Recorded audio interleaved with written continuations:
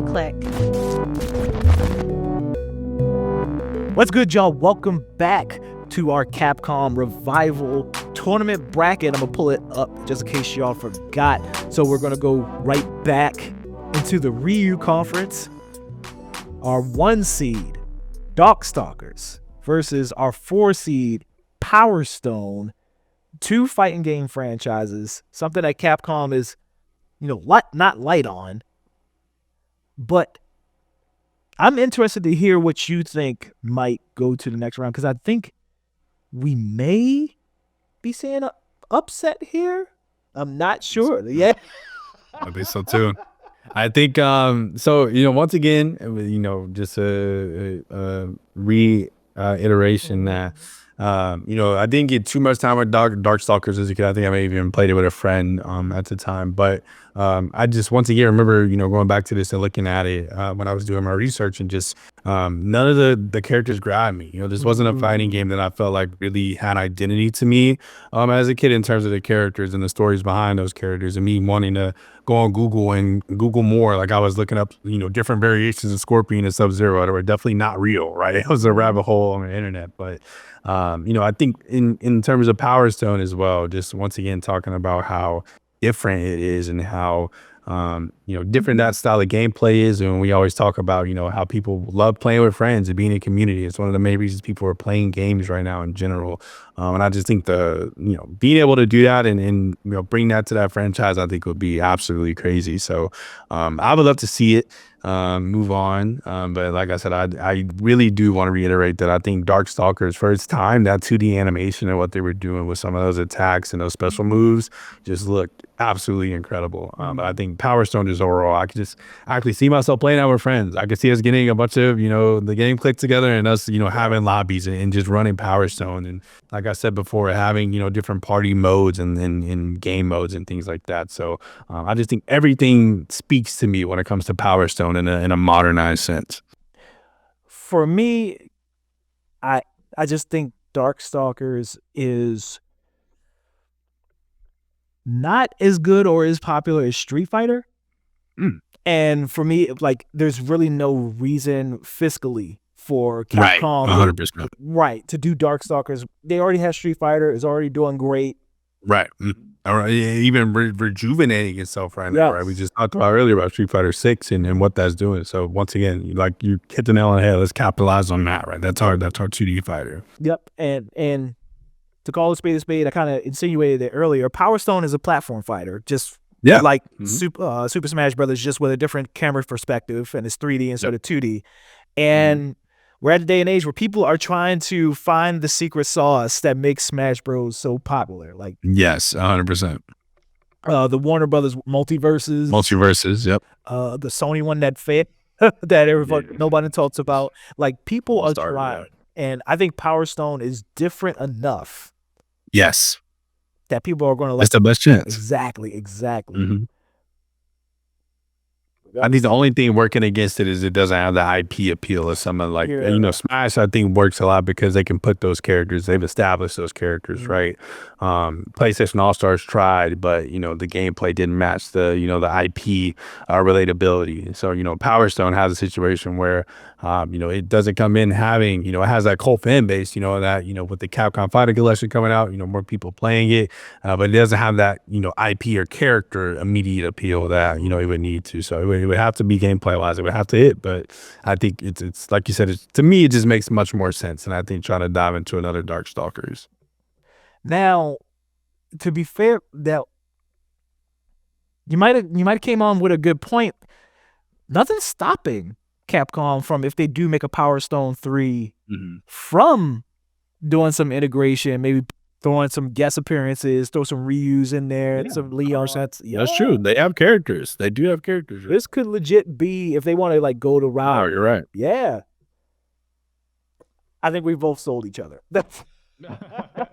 Yeah, I forget that. Yeah, they have their own unique characters and worlds. Like we're literally looking at right here. So if they wanted to, they could dive into someone else. And that's the direction where like game monetization is going. Like drop Power Stone 3 with that original base roster, then start adding people, start adding the reviews. Yep.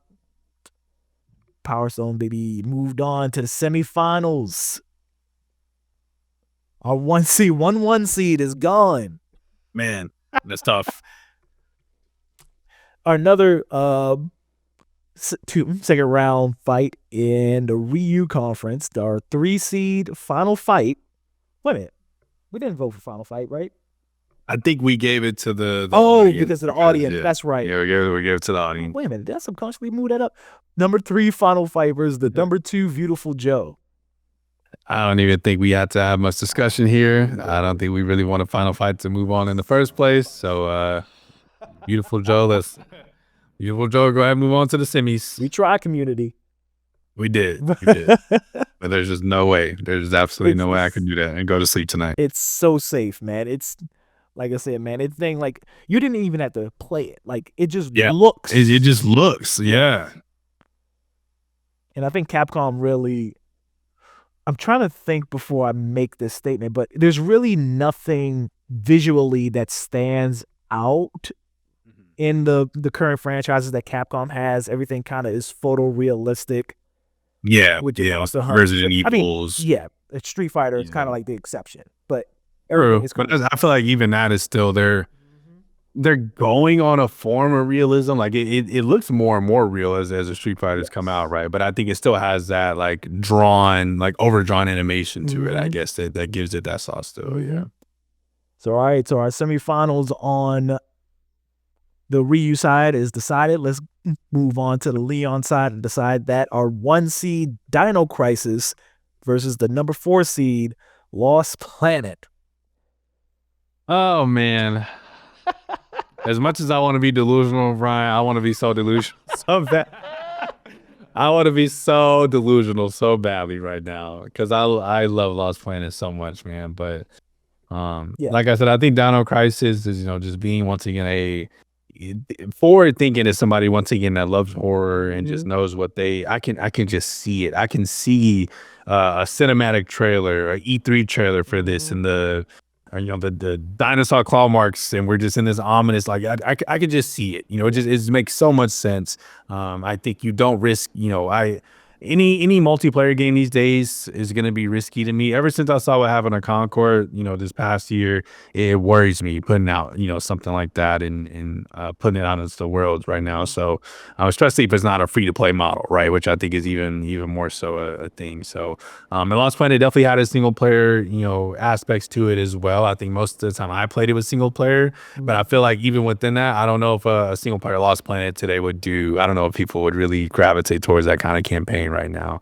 And so Dino Crisis to me just makes the most sense, but please don't let that be mistaken. Please, Capcom, if you're listening, give me a Lost Planet. Let me jump in with my friends and get into mechs and shoot some monsters, please. For sure. Like, we've already pissed the fans off with Mega Man. I don't think he can do it again. Like, Dino Purpose, definitely not. People are salivating, biting at the bit for a new Dino Crisis. And like you said, like another Lost Planet 4 or Lost Planet reboot would be dope. But if we're picking something that can stand out amongst the crowd, I think Dino Crisis is more so that bet. Yes, I can see a Game of the Year contender coming out of a Dino Crisis. I cannot see Capcom making a Game of the Year contender Lost Planet. All right, Dino Crisis. Moving on to the semifinals. Our last second round match, number 3 Breath of Fire versus number 7 our Cinderella Ghosts and Goblins. I don't know. Oh, I don't know, man. This was tough. I don't know, man. Jeez, dude. Yeah. I just think Ghosts and Goblins, just as a franchise, to me has a little bit more notoriety than Breath of Fire. That's one that I was able to look at and say, oh, I definitely know that game. Breath of Fire, I was like, ooh. But once again, when I looked it up, that turn-based combat, I think the style of the characters, the attacks look really cool. One of the clips I saw, there was like an angel character that had like super speed and was dashing back and forth with a sword. So there's like some really cool stuff that they have going on, I think, within that game for sure. But Ghosts and Goblins, to me, I think I put it in my head of what a remake would look like of Ghosts and Goblins, and unfortunately, I think that's carrying it a little bit. But I just think we're just in that era, right? Like you said, the masochist era of gaming. gamers where we just love bashing our heads against the wall. And I think if they can make that a little bit more digestible and accessible, while still, maintaining that difficulty and that challenge with adding a strategic gameplay loop that keeps you there. I can't not go Ghosts and Goblins. I just can't not do it. No, I 100% agree with you on that. And it's have you ever heard of an indie game that came out last year called UFO 50? Yes, I don't want Steam Deck. All right, cool. So it's one of the it's a game on there. I can't remember what the one game is called, but it plays almost literally like Ghosts and Goblins. I know exactly. I don't know the game, but I know Gus. Yeah. And that totally gave me the vibe, and that totally reminded me, like, man, we could go for the game. It was like, you really don't even have to with Ghosts and Goblins. You don't have to really modernize it. Like, I would like to see maybe like some better combat, maybe. Yeah, 100%. You can keep the art style there, but like I said, you revamp that combat and make it more fluid, you have a game. I really do think you have a game there. Yeah, and like you said, I'm seeing a trend with the 7 seeds here where I'm looking back and like realizing I maybe have messed the seeding up here. This Ghosts and Goblins, I think, is the more recognizable IP. It is, yeah, 100%. I think my methodology was Breath of Fire had more entries. And every time I hear Breath of Fire, like hear people talk about Breath of Fire, they're like, damn, Breath of Fire was really good, even though I didn't play it. 100%. I think having 6 entries in any franchise, I think is saying something, right? Like that somebody's buying these games. Exactly. But man, now I'm really, I want to see a new Breath of Fire. I mean, now I want to see a new Ghosts and Goblins. Yeah, man. You can get so creative with it. The simplistic title of it. I think people just miss arcadey, just fun games. I think if you don't overthink it while still keeping that, that challenge that we talked about, I think you could do something really, really special. All right, let's do it, man. Let's move. Another upset, man. The Cinderella story, Ghosts and Goblins. 7th. Somebody is going to curse us out over Breath of Fire, boy. I know they're going to die behind that game. I just know it. You don't know ball if you don't know Ghosts and Goblins. All right, so our final 4, we got Power Stone and Beautiful Joe and Dino Crisis and Ghosts and Goblins. Let's talk about Dino Crisis and Ghosts and Goblins. Let's stay in the Leon conference. Oh, I wasn't ready for this. Oh my God. I mean, they're both tough. Both of these matchups are tough. Oh. And the 1 seed versus the 7 seed shouldn't be tough. But like I said, I think I missed Ghosts and Goblins. Once again, I think it's just so easy to copy paste Dino Crisis and still have it be translatable today. That is the one game on this Leon side that I feel like I can easily say that if I was to hand a controller to somebody right now, they could still find some sense of enjoyment. Sure, the way the camera works might not work for a lot of people, but if you were gaming back then and you play those types of games, that's just how our cameras work, right? We didn't have the right stick to be able to, control every ounce of where we were looking, the camera back then. So I don't know. I just really think that it's just such an easily translatable game when you look at it that I would have to give it to Dino Crisis. But once again, man, like Capcom, you look at what everybody else is doing. Look at the IP of Ghosts and Goblins, and you can literally steal from so many different games. Like you can make a concoction of all these different games and have an incredible Ghosts and Goblins game. So I don't want to understate that, but the reason I'm saying Dino Crisis for me would go through is just because once again, you can almost copy and paste that game and reskin the graphics, right, and have it be still an incredible game to this day. So I have to give it to Dino Crisis. Yeah, 2 beloved Capcom IP, but Dino Crisis is just everybody wants it. Like even the people that weren't alive or old enough to play it back then, like it has IP appeal. It's so storied. Like if they would have just called Exo Primal Dino Crisis, I think it would have done a lot. I would have saw it. It would have done a lot better. Yeah, I think this is as much as you sold me on the Ghosts and Goblins lore and the allure of a new Ghosts and Goblins. Yeah, this is where it stops. Yeah, It has to. gotta go. Sorry.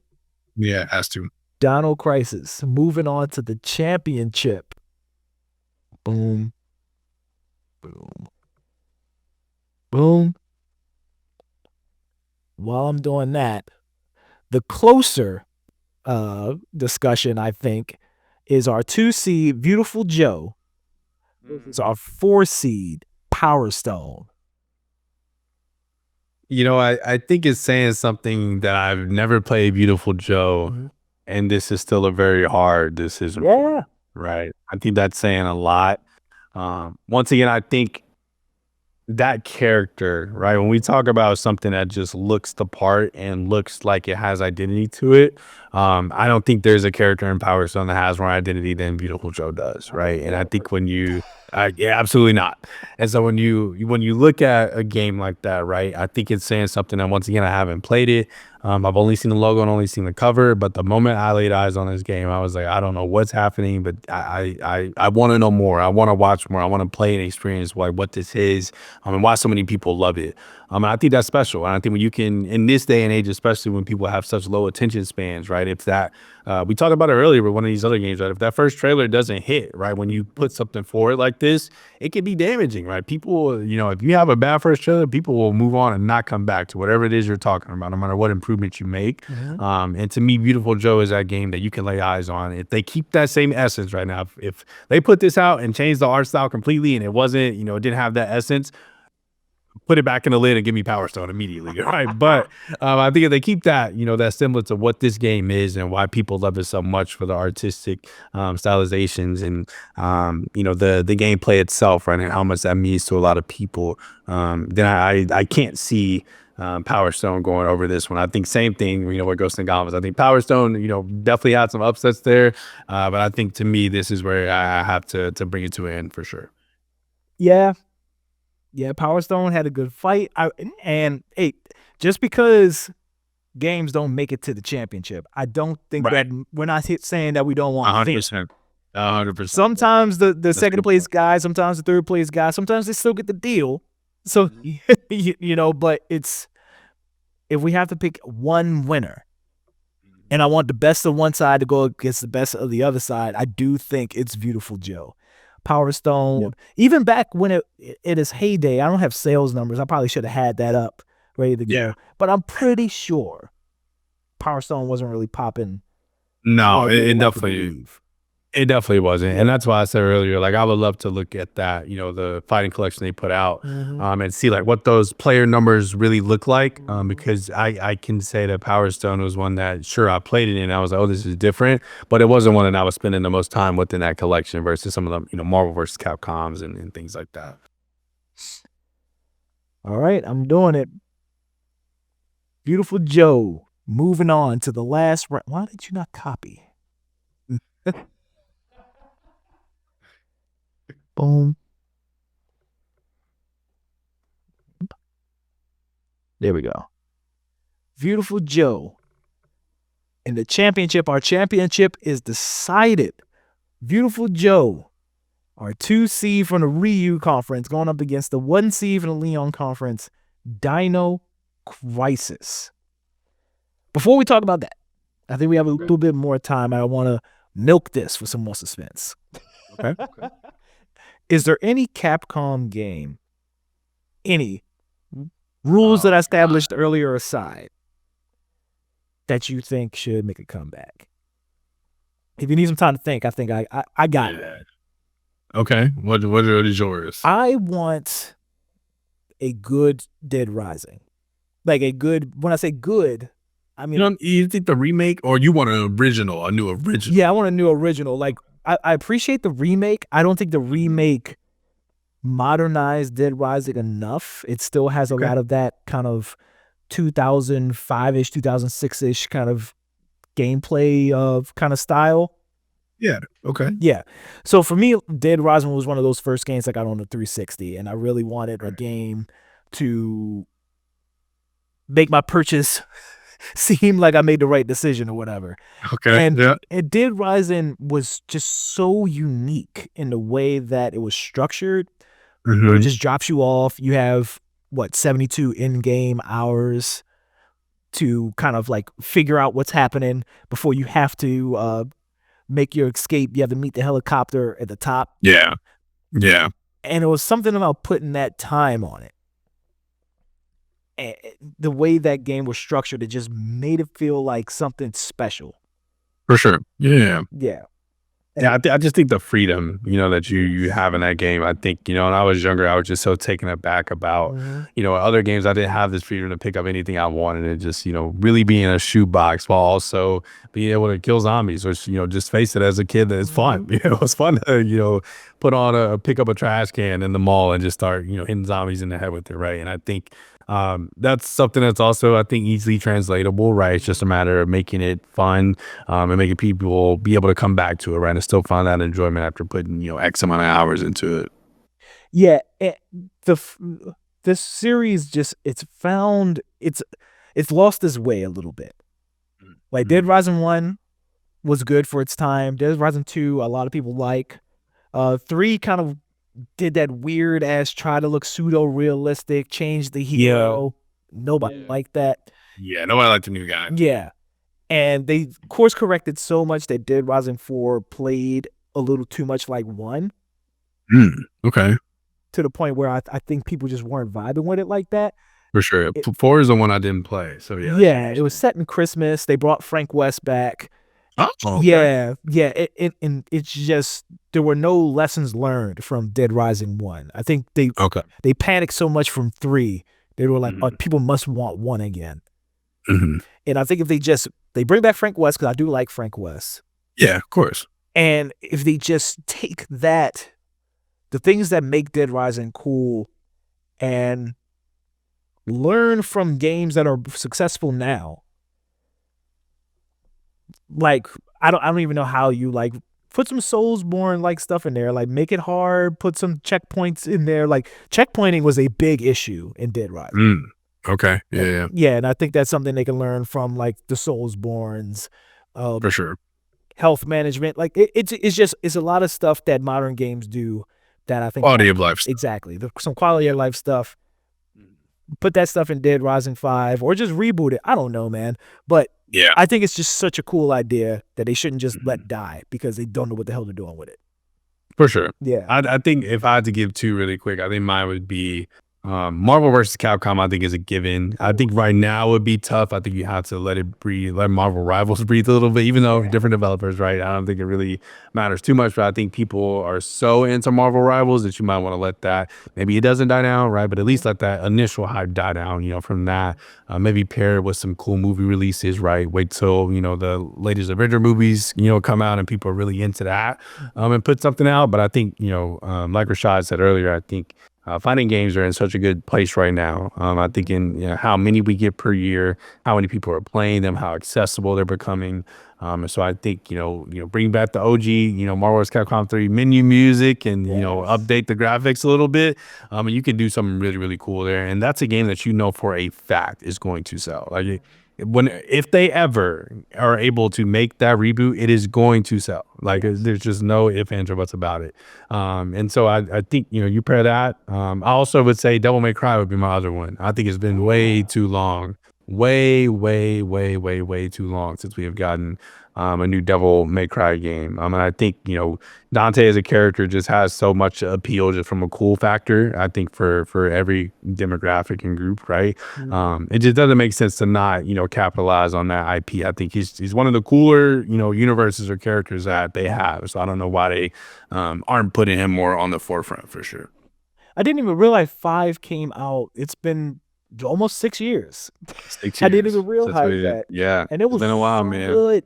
It was good. And people told them it was good. So once again, I don't know why, and maybe they're taking their time with it, right? But I think that's definitely one that I would love to see a modern iteration of. And with how good, our modern consoles look right now, like they could do something really, really cool with some of the environments in that game.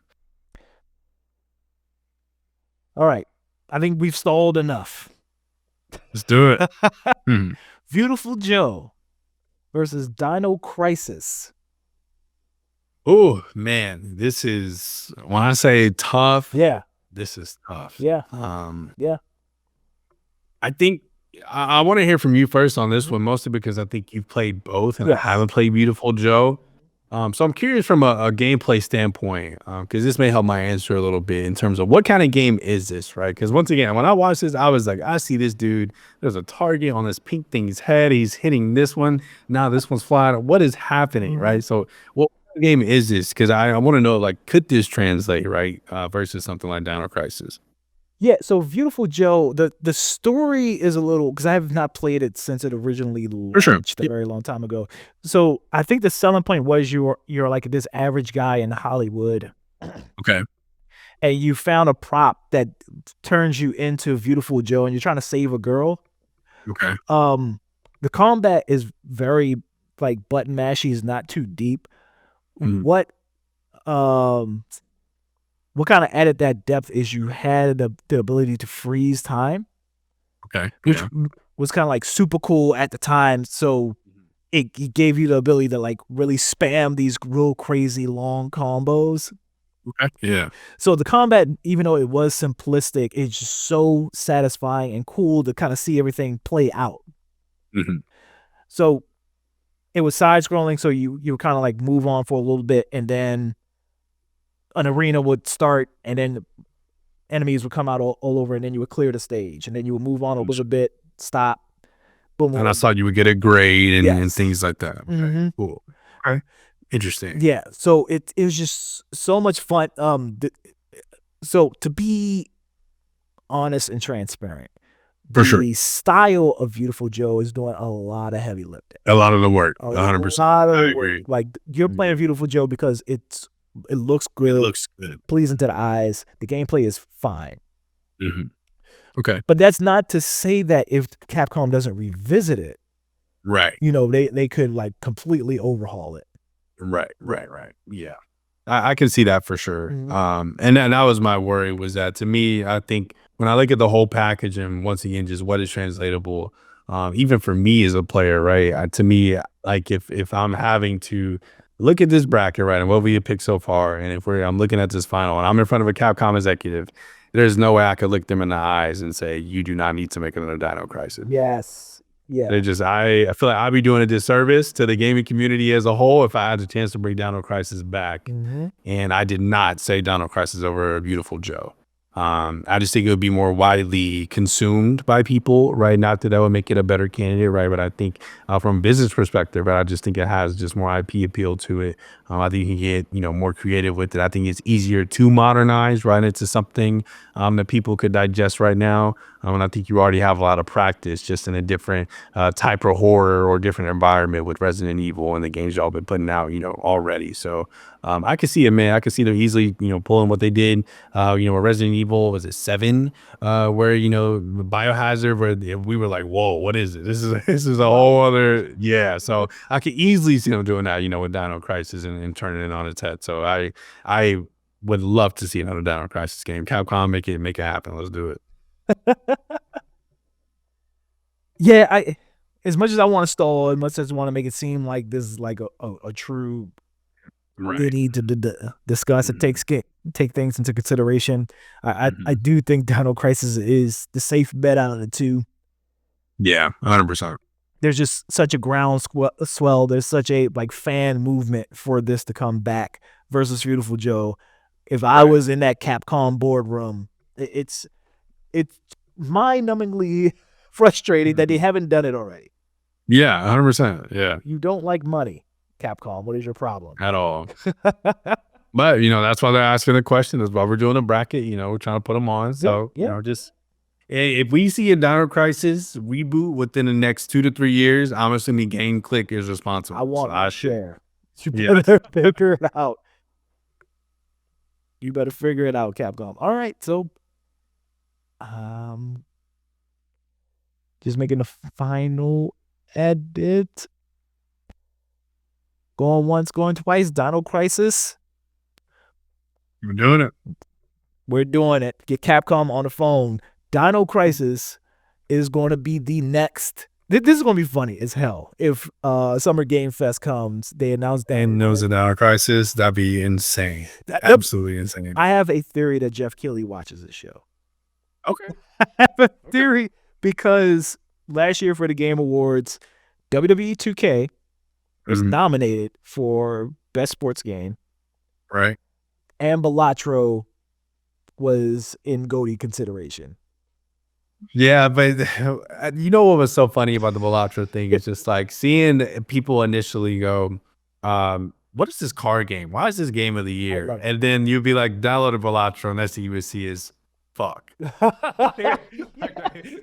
Everybody on Twitter. Yeah, like because you know that's what I thought the same thing. I was like, oh, this is just a card game. I'm not gonna be this. And now like I'll be in bed, like let me just get one more. Let me get one more run. You know what I mean? So yeah, no, 100%. But he might though. Hopefully he does. I hope he does watch it. Hey Jeff. Hey Jeff.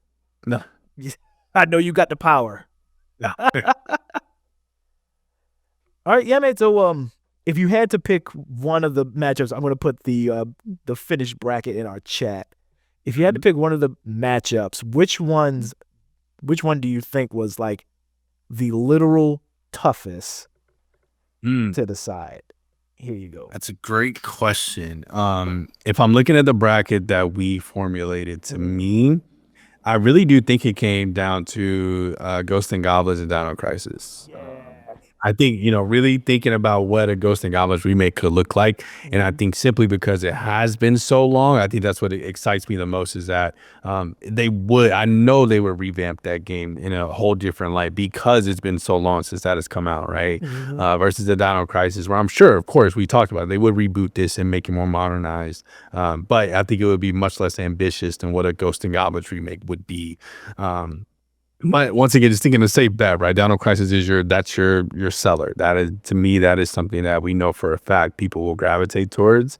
But that is definitely one that I think was the toughest for me because I do see so much potential in that Ghosts and Goblins, you know, reboot. Yeah, for me, I think for me, honestly, it might have been. I think again it was Ghosts and Goblins, but Mega Man X. I like that. That's a good one too. 100%. I get that. I 100% get that. That was tough. It's because I know, like I said, X for that fan base. I know X is one of those ones. Like I know it is for sure. It's cool as hell, man.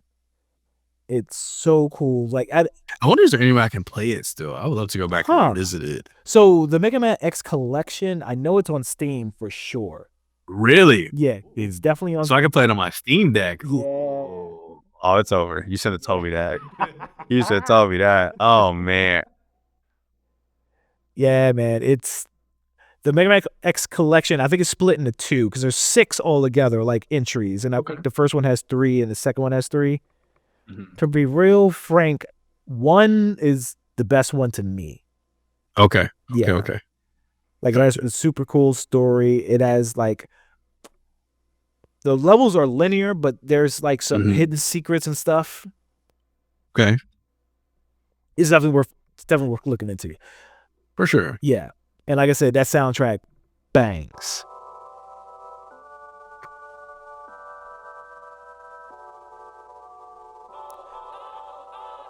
So yeah, man, let me know, everybody at home, when you're watching, whether you're listening, let us know in the comments what you think. Let us know how impressed you were of the science that you've seen on display today. Or if you think we made the wrong decision, let us know in the comments or let us know on social media, whether it be Instagram, whether it be Twitter, whether it be TikTok. What if TikTok's still here? Well, yeah, by the time we record next, somebody here around though. I gotta train myself to not say that anymore. But I mean, I don't know. I think I've seen somewhere. Yeah, I've seen somewhere that I think Congress is trying to stall. I can see it. That make look. Yeah. Well, that's not coming. People make too much money, man. Yeah. Come on now. I need to. How am I gonna get my recipes? Same. That's what I'm worried about the most, man. Tell you. If you're watching this and not listening, you can listen to us on your favorite podcast platform, whether it be Apple Podcasts or Spotify. You can search for Game Clique, or the one with the blue icon. If you're listening and not watching, find us on youtube.com/@RealGameClique. You're going to find video versions of the podcast and all the IRL stuff that we're doing, like Super Mag Fest. I'm going to be there. Hino's going to be there. Sergio, are you going to be there? I don't think I'm going to be there. I think I'll be out of town. I know it's gonna be fun. I've been to MagFest before and love it. This is gonna be my first one. Oh my God, you have a great time. I'm mad excited. So yeah, MagFest is next weekend. Me and Hino are gonna be there that Friday and Saturday. Come through, say hi, say what's up, get your ass beat, and I haven't decided what game I'm gonna bring. But get your ass beat in that. Sergio, where can they find you? You can find me anywhere. Particularly, I'm probably the most active on Twitter currently at I'm Physics. That is IMPHYSIX. You can also find me on Blue Sky. I'm trying to do a little bit of Blue Sky here and there and trying to get off Twitter and see where that's going. So, those usernames are a little too long, but I think it's I'm Physics over there too. I stream on Twitch occasionally. You can find me on I'm Physics there as well. So that's on Twitch, Twitter, and Blue Sky currently. Like I said, just happy to be here. Thanks for having me again, man. Like I said, I just love talking games with you, so just happy to be here. Hell yeah, man. Always a pleasure. Stay tuned. We drop new episodes every other Friday, so make sure you subscribe so we don't miss a second. I think we got a good one coming up. I'm waiting on some confirmation, but we're gonna have some scoops. Dope. We're gonna have some scoops, man. Thank y'all for listening. Thank y'all for watching, and be good, stay good, and get good, y'all. We're out.